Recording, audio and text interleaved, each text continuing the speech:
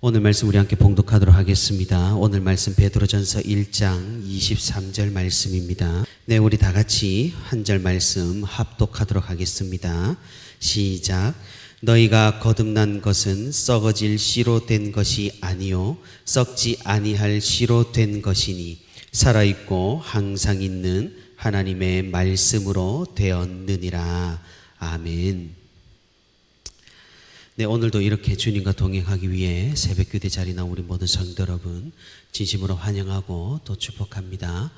오늘도 우리 함께 말씀 듣는 가운데 또 기도 제목 가지고 기도하는 가운데 하나님의 크신 은혜와 위로가 풍성히 있기를 주님 이름으로 소망합니다. 사도 베드로는 우리가 살아가면서 그리스도인으로서 거룩하게 살아가고 또 서로를 사랑할 것을 권면하고 있습니다. 사실 당연한 것은 없습니다. 우리가 교회를 다닌다고 해서 무조건 거룩하게 살아가야 하고 서로를 또 반드시 사랑하고 있는 것은 아닙니다. 실제로도 그렇게 생각하지 않는 사람들도 많고 또 우리 주위를 둘러보면 그런 생각 없이 살아가는 사람들도 꽤나 많습니다. 오늘 베드로는 그런 우리들에게 우리가 왜 거룩하게 살아가야 하는지, 왜 서로를 사랑하며 관용으로 살아가야 하는지 당위성을 지금 이야기를 하고 있습니다. 그럼 우리는 대체 왜 거룩하게 살아가야 할까요? 왜 서로를 사랑하면서 살아가야만 하는 걸까요? 사실 너무나 힘든 일이고 또 너무나 피곤한 일임은 분명합니다. 그런데 왜 굳이 우리는 그런 힘들고 피곤한 일을 해야만 하는 것일까요? 사실 우리야 여유가 있다고 말할 수 있을지도 모르겠습니다만 사도 베드로의 편지를 받은 성도들의 여건은 매우 좋지 않았습니다.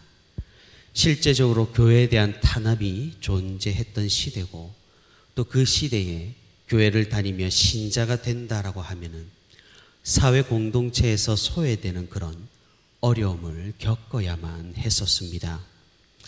사도 베드로는 그런 성도들에게 편지를 보내서 위로하기를 원했었습니다. 그런데 베드로는 위로만을 하지 않았습니다. 오히려 편지를 통해서 더 나아가서 성도들이 어떠한 삶을 살아야 하는지 방향을 제시하고 권면하고 있다라는 겁니다. 그리고 그것은 거룩한 삶을 살 것과 또 서로 사랑하라라는 그런 권면입니다. 실제적인 탄압이 있는 시대에 사실 위로만을 전한다고 해도 굉장히 마음이 어려울 수 있습니다. 하지만 거기에 어떻게 살아야 할 것과 이렇게 저렇게 해야 한다라는 권면을 하는 것은 당연히 쉽지가 않은 일입니다. 사도 베드로는 그럼에도 불구하고 이런 편지를 쓴 것이죠. 위로만 해도 모자랄 판에 끝까지 주님께서 우리에게 뜻하신 바, 우리가 이 땅에서 해야 할 바를 전하고 있다라는 사실입니다. 그 말은 무엇입니까? 이 베드로의 권면이 그만큼 중요하다라는 말입니다. 핍박이 있는 시대에도 그리스도인으로서 우리가 반드시 지켜야 할 그런 계명이 있음을 보여주고 있는 것입니다. 그럼 우리는 왜 거룩하게 해야 하는 걸까요? 거룩하게 살아가야 하는 걸까요? 그것은 하나님께서 우리를 불러주셨고 또 우리가 하나님과 함께하기 위함입니다. 하나님께서 거룩하시니 우리도 거룩해야 한다라는 사실이죠. 거룩하지 않고서는 하나님을 닮았다고 할 수 없습니다. 거룩하지 않고서는 하나님을 안다고도 할 수가 없습니다. 왜냐하면 아는 것에서 믿음이 나오고 믿으니까 신뢰관계가 형성이 되는 것이기 때문입니다. 요즘에 사회적으로 무작위로 이렇게 강력 흉악 범죄가 일어나는 경우를 상당히 많이 봅니다. 우리가 길을 가다가 낯선 사람을 보면 경계하는 이유가 무엇입니까? 그 사람을 모르기 때문입니다. 그 사람이 누구인지, 또 어떤 성격을 가졌는지, 어떤 행동을 하는지 우리는 전혀 알지 못하기 때문에 낯선 사람을 경계하고 또 믿지 못하고 신뢰하지를 못합니다. 하지만 우리는 아는 사람에 대해서는 경계가 풀립니다. 잘 아는 사람에 대해서는 우리의 속마음까지 오픈할 수 있게 된다는 것이죠. 왜 그렇습니까? 잘 알기 때문입니다. 이 사람의 이름도 알고 성격도 알고 행동을 잘 알고 과거에 무슨 일을 했다는 것도 잘 알고 어떤 행동을 하겠다까지 유추까지 해볼 수 있을 정도로 그 사람을 알기 때문에 우리는 경계를 하는 것이 아니라 믿는 것이고 그 사람을 신뢰할 수가 있다는 것이죠. 그래서 아는 사람이 죄를 지으면 그 사람의 죄를 인정하기가 쉽지가 않고 편을 들게 되는 것인지도 모르겠습니다. 마찬가지입니다. 우리는 하나님을 믿습니다. 그런데 무엇을 보고 우리가 믿는다라고 말할 수가 있단 말입니까? 만약 우리가 하나님을 모른다면 하나님을 믿는다고 말할 수가 있겠냐는 것이죠. 하나님을 알아야 합니다. 하나님이 어떤 분이신지, 어떠한 일들을 행하셨는지, 그리고 무슨 약속을 하셨는지를 우리는 알아야 한다는 것이죠.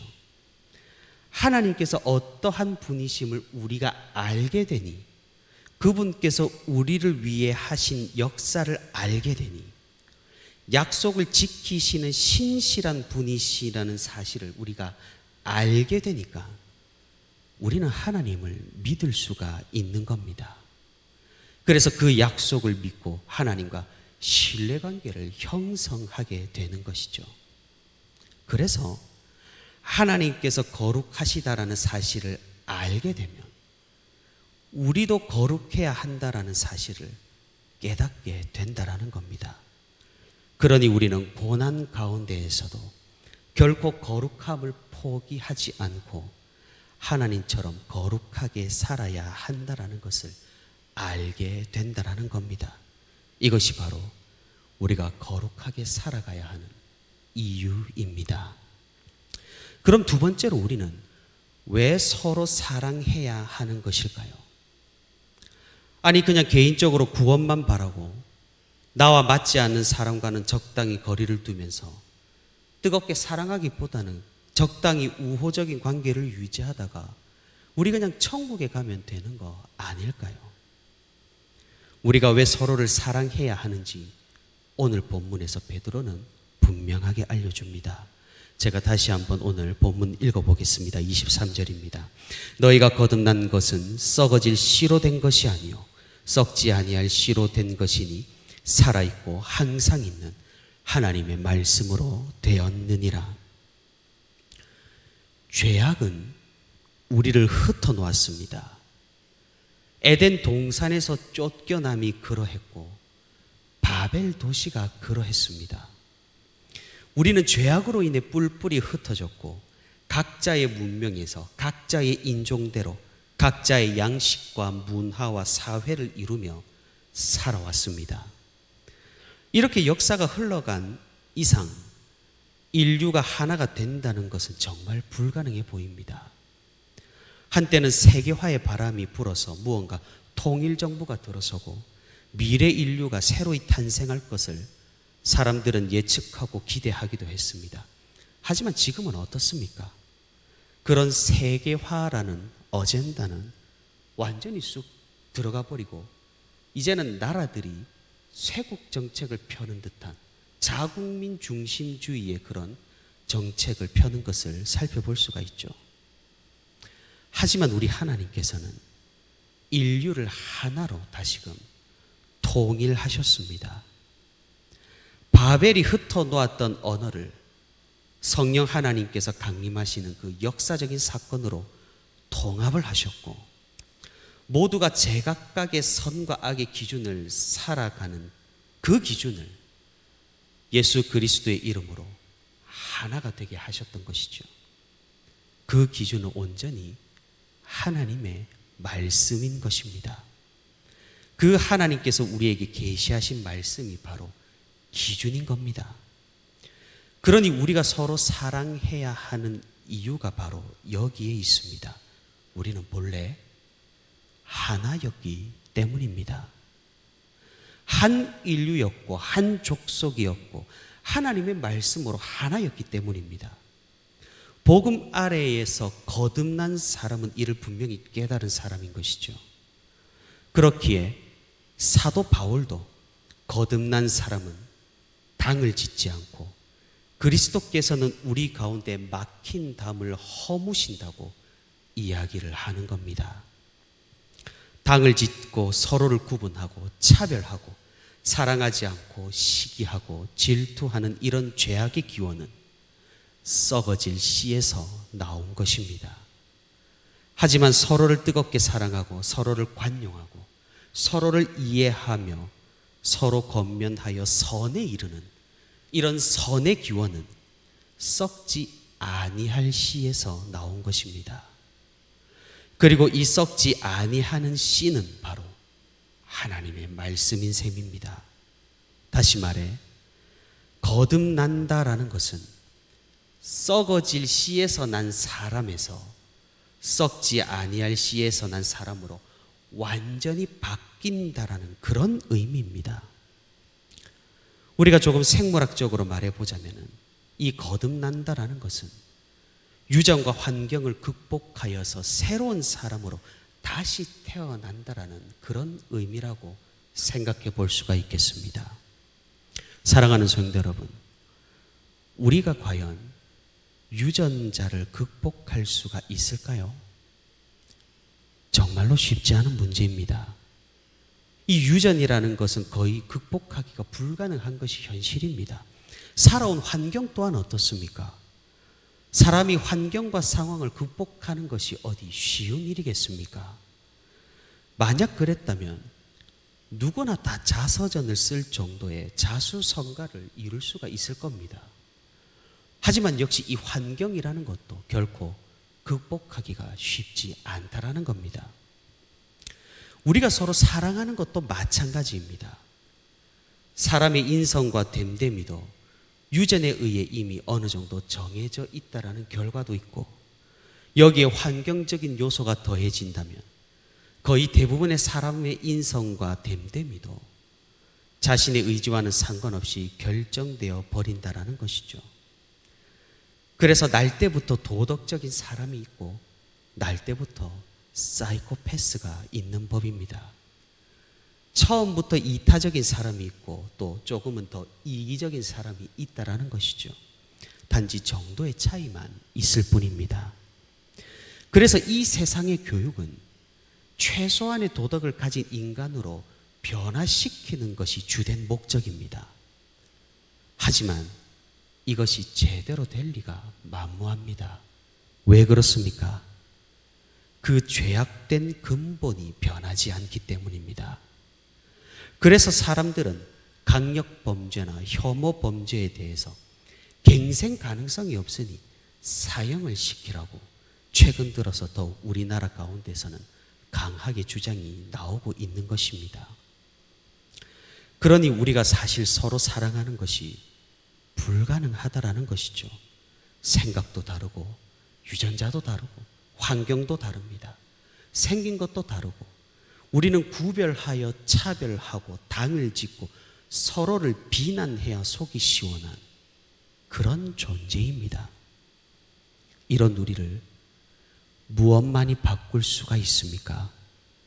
어떤 것만이 진정으로 사람을 변화시키고 거듭나게 할 수가 있습니까? 바로 하나님의 말씀입니다. 하나님의 말씀으로 사람은 다시 태어나게 됩니다. 유전과 환경이 아니라 하나님의 말씀으로 새로운 피조물이 되는 것입니다. 썩어질 씨에서 썩지 아니할 근본으로 바뀐다라는 겁니다. 그렇게 근본이 바뀌게 되고 거듭나게 되면 우리의 존재는 완전히 달라지게 됩니다. 서로 다른 것만 보던 우리가 그리스도 안에서 가장 큰 공통점을 주시하게 됩니다. 그것은 하나님의 말씀으로 하나 되었다는 것, 썩지 아니할 씨로 되었다라는 공통점입니다. 그러니 사도 베드로는 이 말씀을 소유한 우리이기에, 썩지 아니할 씨에서 난 우리이기에 우리는 하나고 한 몸이며 지체라고 말하고 있는 것입니다.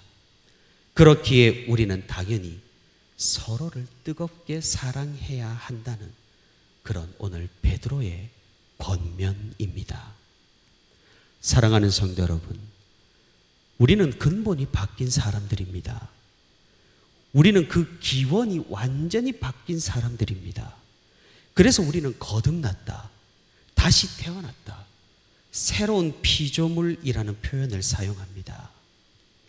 하지만 우리가 사용하는 그 표현에 걸맞지 않게 우리는 이따금씩 여전히 이전의 그릇된 모습을 가지고 있는 경우가 많습니다.